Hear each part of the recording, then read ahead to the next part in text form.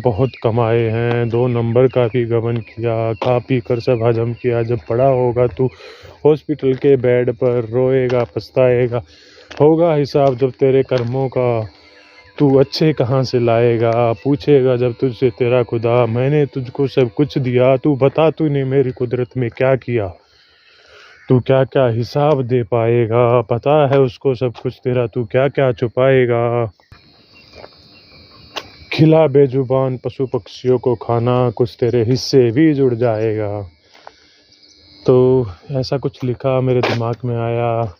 अभी पीछे से भी कुछ प्रोटेस्ट वगैरह चल रहे थे दिल्ली में कि एक दो को किसी को एक तो कुत्ते ने खा लिया होगा कि भाई ये कुत्ते तो बहुत ही आक्रामक हो रहे हैं, ये हो रहा है वो हो रहा है, और इन सबको कैद करके कहीं पे एक जगह पे छोड़ दिया जाए, या मतलब ऐसा कुछ हो रहा था।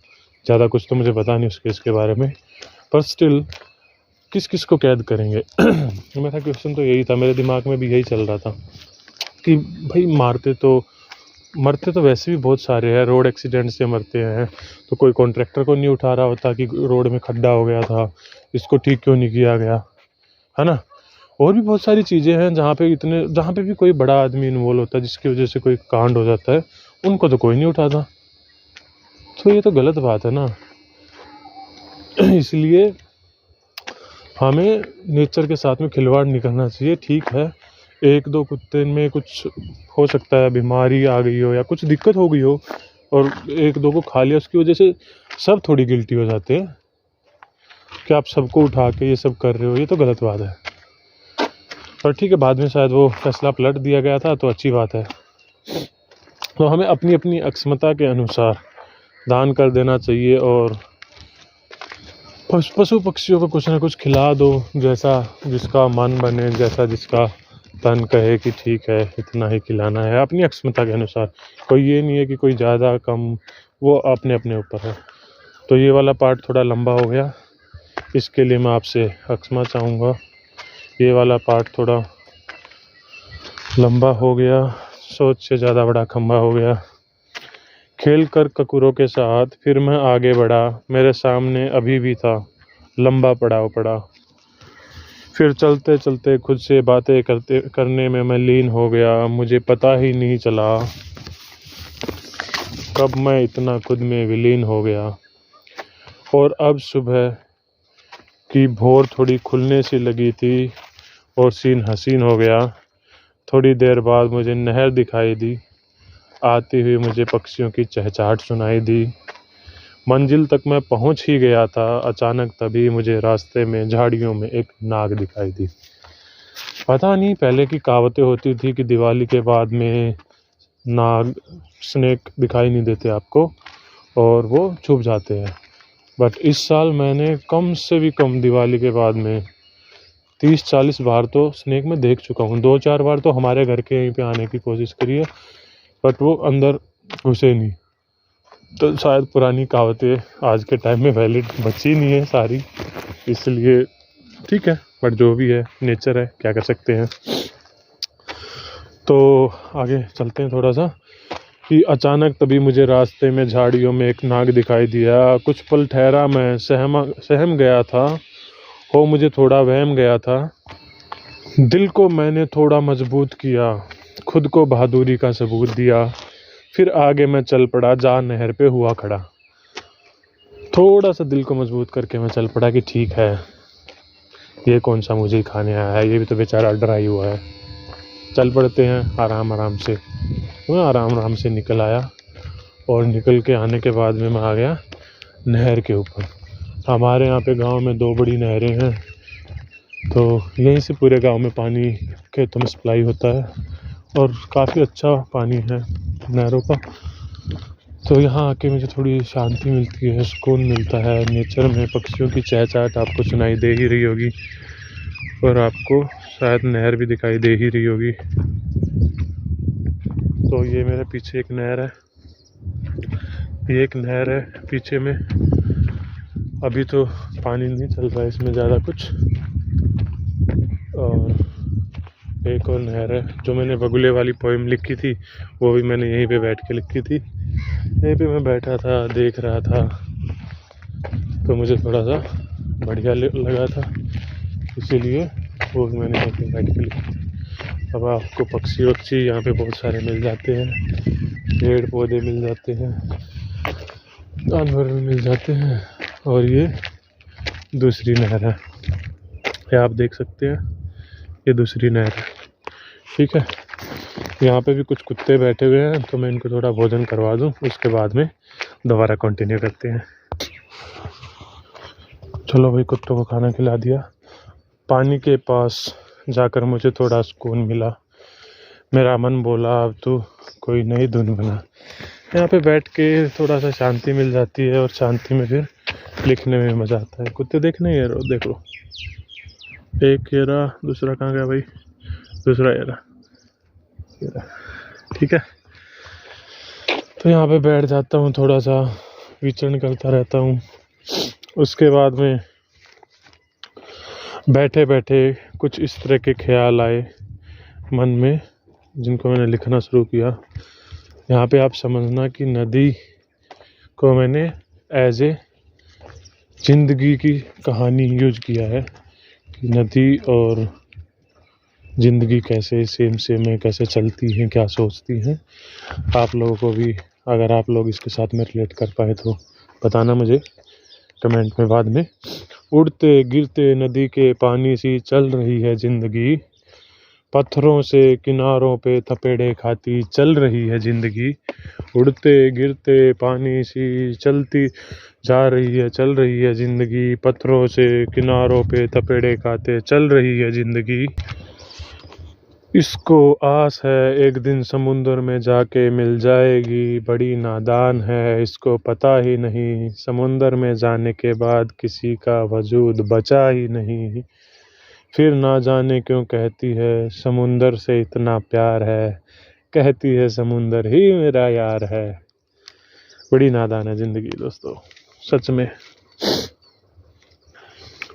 लगता है अभी पर्वत से चलना ही शुरू किया है। लगता है अभी जब नए नए जवान होते हैं तो बहुत सारे मन में विचार होते हैं, सोचते रहते हैं ये हो जाएगा, वो हो जाएगा, ये कर देंगे, वो कर देंगे। अपनी ही कल्पनाओं में घुसे हुए होते हैं कि हाँ भाई सब कुछ तो हो ही जाएगा, और हम सा कौन है, क्योंकि बहुत एनर्जी होती है शरीर में उस टाइम पे, पता नहीं होता, ज़्यादा एक्सपोजर होता नहीं है संसार का, तो यही सब कुछ दिमाग में आता रहता है। तो एक बार फिर से शुरू करते हैं कि उठते गिरते नदी के पानी सी चल रही है ज़िंदगी, पत्थरों से किनारों से थपेड़े खाती चल रही है ज़िंदगी।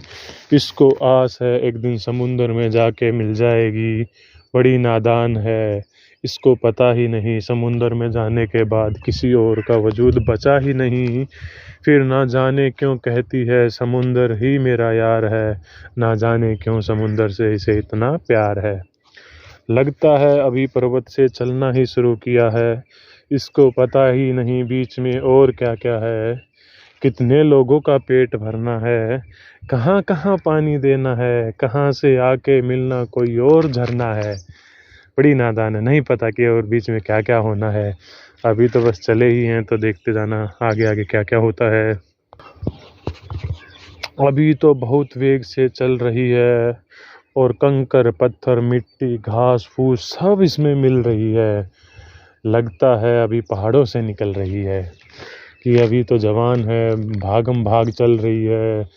किसी के साथ लड़ाई हुई, किससे दोस्ती हुई, क्या हुआ क्या नहीं हुआ, सब अल्लड़पने में चल रहा है। लगता है कॉलेज लाइफ चल रही है ज़िंदगी की। लगता है अभी पहाड़ों से निकल रही है, इसको पता ही नहीं अभी तो मैदान भी आएगा, इसको बांधने के लिए एक बांध भी आएगा, और इसके सारे पानी को रोका जाएगा, जगह जगह पे इसको टोका जाएगा, तब इसको समझ में आएगा इतना आसान भी नहीं है समुंदर को पाना।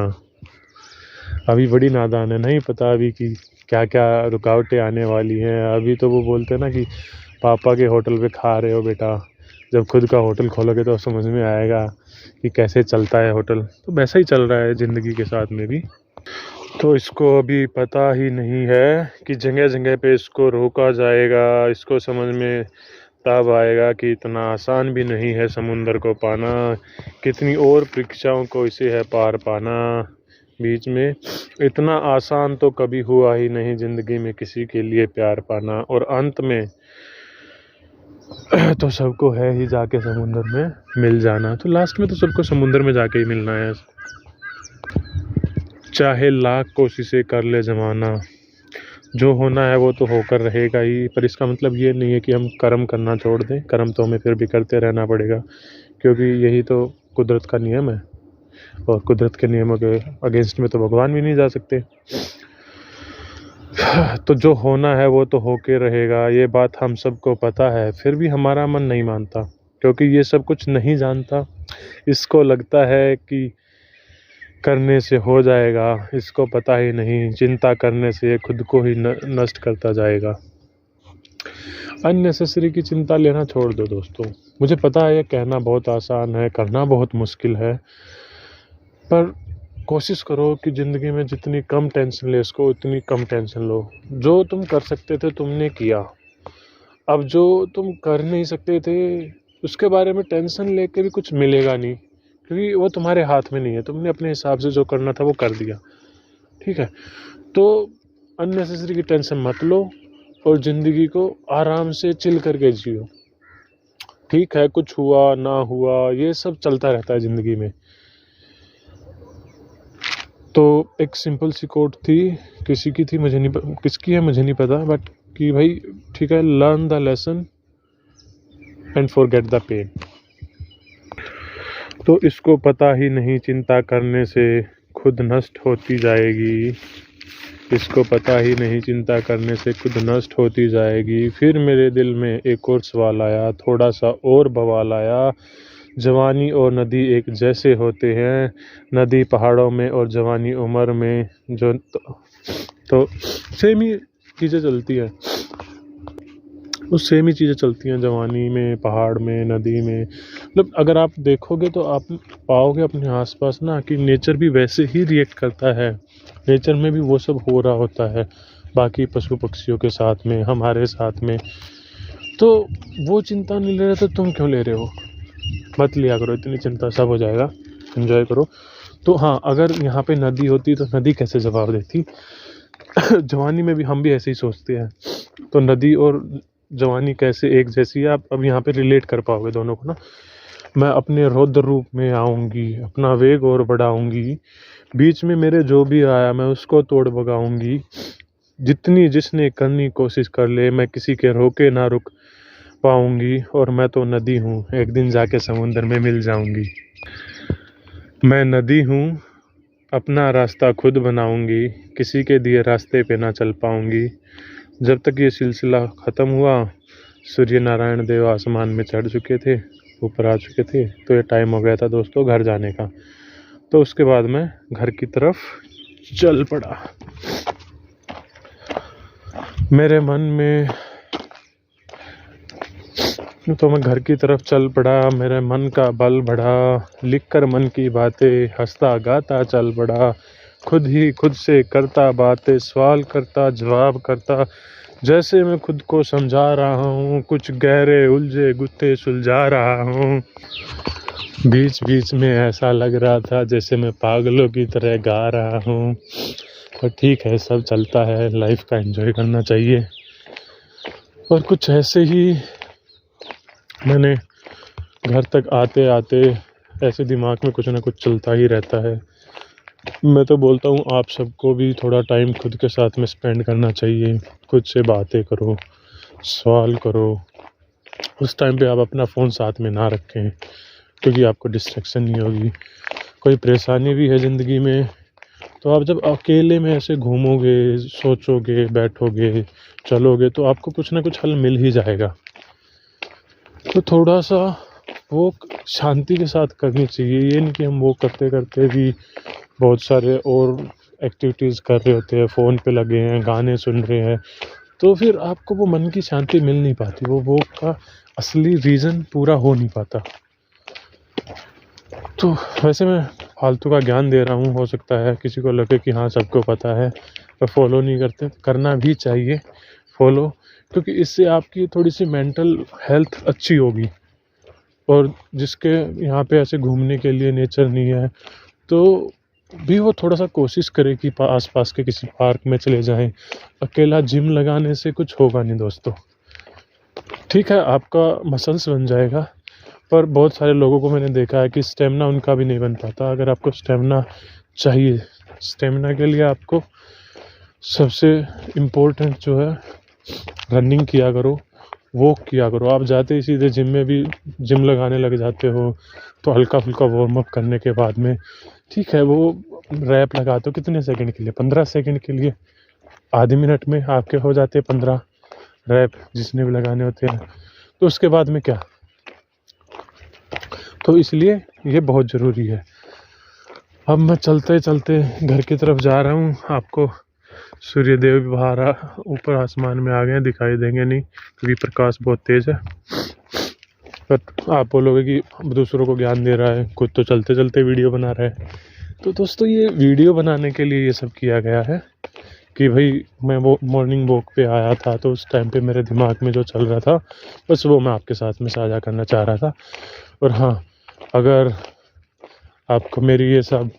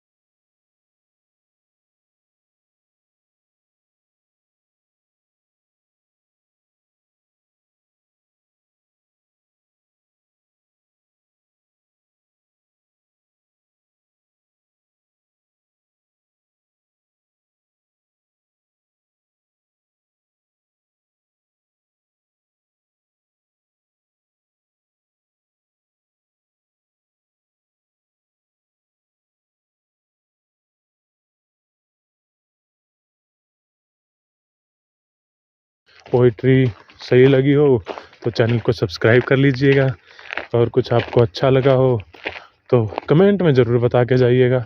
और हाँ, आप अपने एक्सपीरियंस से भी कुछ ना कुछ अच्छी चीज़ साझा कर सकते हैं कमेंट में। थैंक यू, आपका दिन शुभ हो।